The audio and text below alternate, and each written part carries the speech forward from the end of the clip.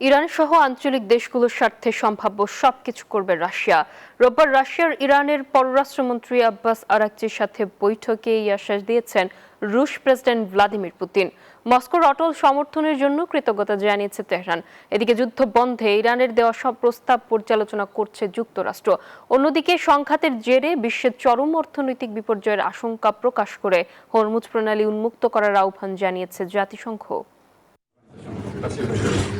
বিশ্ব রাজনীতির উত্তপ্ত মঞ্চে আবারও তেহরানের শক্ত ঢাল হয়ে দাঁড়ালো মস্কো। রোববার সেন্ট পিটার্সবার্গে ইরানের পররাষ্ট্রমন্ত্রী আব্বাস আরাকচিকে রুশ প্রেসিডেন্ট ভ্লাদিমির পুতিন সাফ জানিয়ে দিলেন, এই কঠিন সময়ে মিত্রদের স্বার্থ রক্ষায় সম্ভাব্য সব করবে রাশিয়া। ক্রেমলিনের এমন অটল আর নিঃশর্ত সমর্থনের জন্য আন্তরিক কৃতজ্ঞতা জানিয়েছে ইরান। এদিকে যুদ্ধবন্ধে ওয়াশিংটনের কাছে পাঠানো ইরানের নতুন প্রস্তাবটি অত্যন্ত গুরুত্বের সঙ্গে পর্যালোচনা করছে ট্রাম্প প্রশাসন। তবে সোমবার হোয়াইট হাউস জানিয়েছে এখনো পর্যন্ত অপরিবর্তিত রয়েছে মার্কিন প্রেসিডেন্টের মূল দাবিগুলো। বসুন্ধরা টিস্যু, অশুদ্ধতার বিরুদ্ধে এক বিন্দুও ছাড় নয়। হরমুজ প্রণালী দিয়ে জাহাজ চলাচল ব্যাপকভাবে ব্যাহত হওয়ায় গভীর উদ্বেগ জানিয়েছে জাতিসংঘ।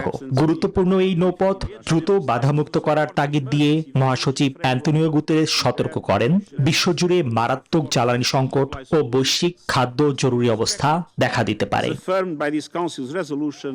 অন্যদিকে জার্মান চ্যান্সেলর ফ্রিডরিখ মার্জের মতে এই যুদ্ধে জড়িয়ে যুক্তরাষ্ট্র কার্যত অপমানিত হচ্ছে। তেহরান কৌশলগতভাবে সুবিধাজনক অবস্থানে থাকায় ওয়াশিংটন এখন দিশেহারা। মার্কিনীদের যে স্পষ্টতই কোনো কৌশল নেই তা বোঝা যায়।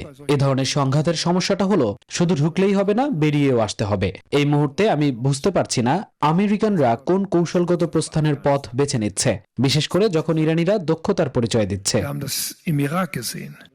ইউরোপ জুড়ে অর্থনৈতিক অস্থিরতার শঙ্কা থেকে দ্রুত এই যুদ্ধ অবসানের তাগিদ দেন জার্মান সরকার প্রধান। নিবির আমিন, নিউজ 24।